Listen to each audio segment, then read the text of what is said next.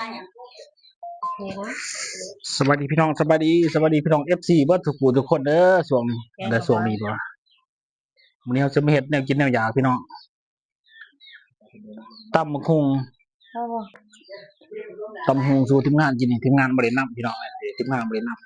ำทีมงานมาแต่ไสได้มื้อนี้จักลงมาได้ทีมงาน2คนมื้อนี้บ่อยากมากินตำบักหุ่งนะแต่ก็ตำบักหุ่งให้เพิ่นกิน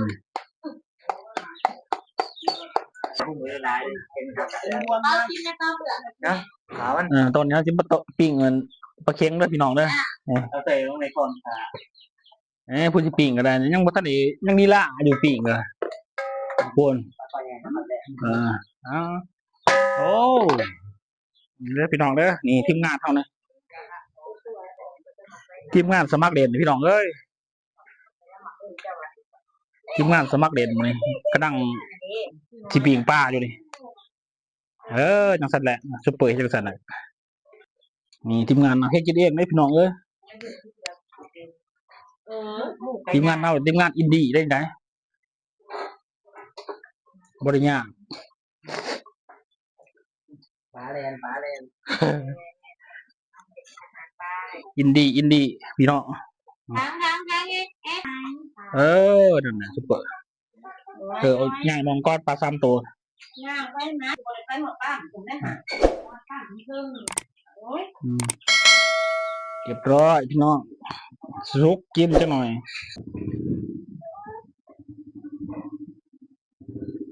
นั่น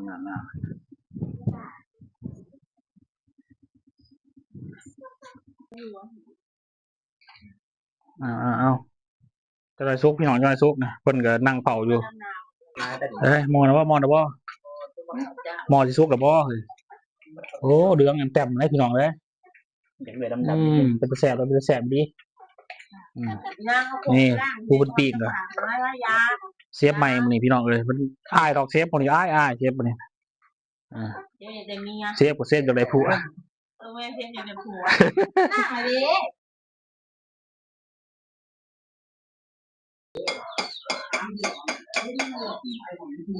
สุกแล้วพี่น้องสุกแล้วสุกเก็บเอาเลยซุปเปอร์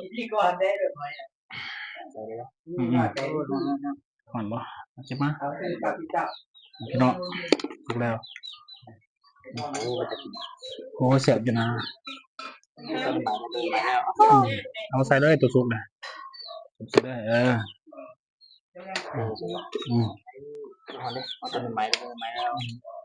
โอ้ตอนนั้นเป็นเสียบได้เหรอตัว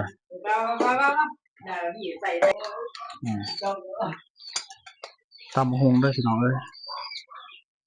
กับปีงปลาเจียวเบิ่งพี่น้องไข่เบิ่งตัวนี้ซะเบิ่งได้พี่น้องได้แกะให้เบิ่งก่อนหน้าหัวไข่เหลืองเลยพี่น้องเลยชิมก่อนพี่น้องยอดเลยเป็นกับใครซุปเปอร์กินได้ไหม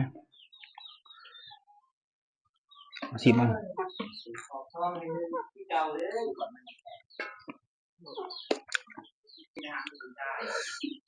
ปิงปลาจังเริ่มสุกแล้วนะพี่น้องมาต่อที่ตำบักหุ่งร่างปรุงอยู่เดี๋ยวสวงเอาซีมเป็นยังไงมาปรุงอะไรก็ได้พูดเนี่ยเฮ้ยมา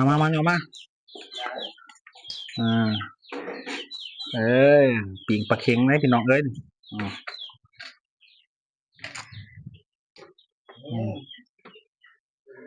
ตามพอดีตักเลยเนาะแซ่บตำบักหุ่งปิ่งปลา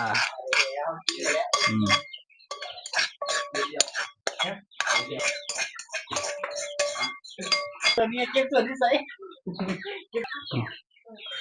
นี่พี่น้องอาหารการกินเท่านี้โอ้เยอะแยะเลยไหนเตรียมจีบได้ไหนโอ้มาทีมงานเท่ากลับมาเอามาม้อยไปซะเด้อมาม้อย เอาไปกิน มา เฮ้ยมันไม่ได้กิน กูอยากอืม ไปเอาไปเบื้องนั่น กิน ไปเบื้องนั่นนี่พี่น้องทีมงานนี่ จับมาฟรี ทีมงานนู่น สบายดีพี่น้อง สวัสดีซะเด้อเอาแกลองเบิ้งเป็นยังไงหน้าได้แสบลาย แซ่บร้ายพี่น้องแซ่บร้ายไว้แล้ว หน้า มีตำมะฮง มีตับพง แกง หน้า แกงเราไม่ หน้าแกงหน่อไม้พอเอาจะเปิดได้บ้าน เด็กมาไม่เด็กห้างมา เอาจะเปิดเอาดูทำด้วย แซ่บร้าย กินข้าวกันเด้อพี่น้องเด้อนี่เพียงในไข่พี่น้องปลาโต๊ะพี่เอาปลาตัวสดตับหงปลาโต๊ะพี่น้องแซ่บกันเด้อพี่น้องเด้อทีมงานเขามา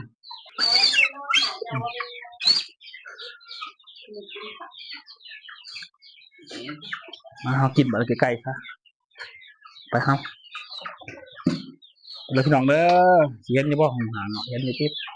ตำๆอ่ะ นั่งดูนั่ง เห็นอยู่บ่จะเบิ่งท่านบนยืนอยู่ไปใจเห็นอยู่บ่ โอ้ยเห็นแก่มันแก่ เห็นข่อยอยู่บ่ล่ะ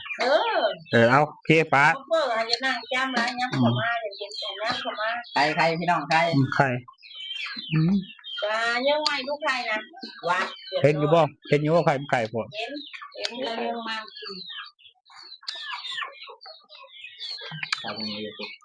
น้ำยังแน่ปลาไงอยู่นะไข่ปลายังบ่ตู้ไข่ไม่ไข่ แทงตากันเลย ไก่ปลาพี่น้องไก่ตัวนี้บุตรพี่น้อง ได้บ่ทุกเลยกูปิ้งที่แห้งเหรอ ขอโทษตำหงยังกินยังบริปีก แซ่บจริง ลูกกินบ่ได้ทั้งเลย เฮ็ดแห้งเป็นหามาเนี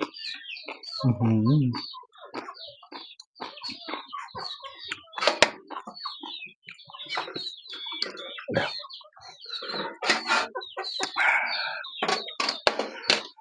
กินไหนได้คำเดียวอยู่นะมันคงเปียกโผล่ ก็ดี ข่อยบ่ข่อยกระเพาะข่อยบ่ดีปานใด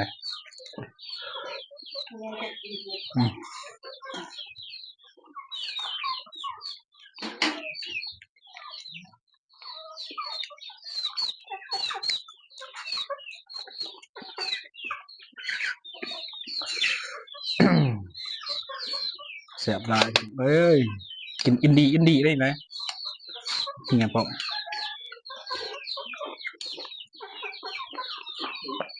ปลาที่ ลูกกินเบิดครับ เนาะ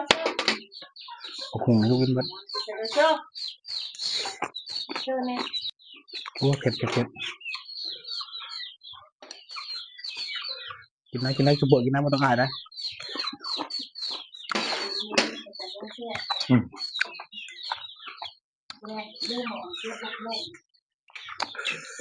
กินถอนผักบกหรือบุกมันหลังปลามันลายปวดเหมือนลายแล้วมันบดง่ายนะปกติปลามาสุดตะบิดเนาะไงเดียวมาสุดตะบิดนะมาลอยหนึ่งถอนได้ลอยปลายบาทนี้มันมา1,000 บาท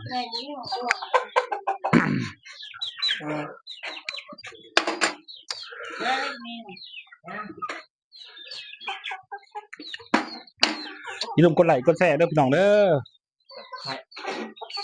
กดติดตามพ่อแม่พี่น้องกินข้าวก็ทีมงานมานี่ เพื่อจะไข่วะไข่ตัวนี้ พี่น้อง เอามาคือได้เห่ามาใหญ่มากกระป๋อง สำหรับพี่น้องสำหรับแล้วคลิปมาจะพอกันไหมเดี๋ยวทีมงานมาเนี่ยบนาอีกคำหมูบนา เดือนที่งานเลย เดี๋ยวเดือนทีมงานเปิดออกบางทีเอาหมูมาขาป่ะหมูหน่อย เราได้มาเอาหมูของจีมาหากูเช่าได้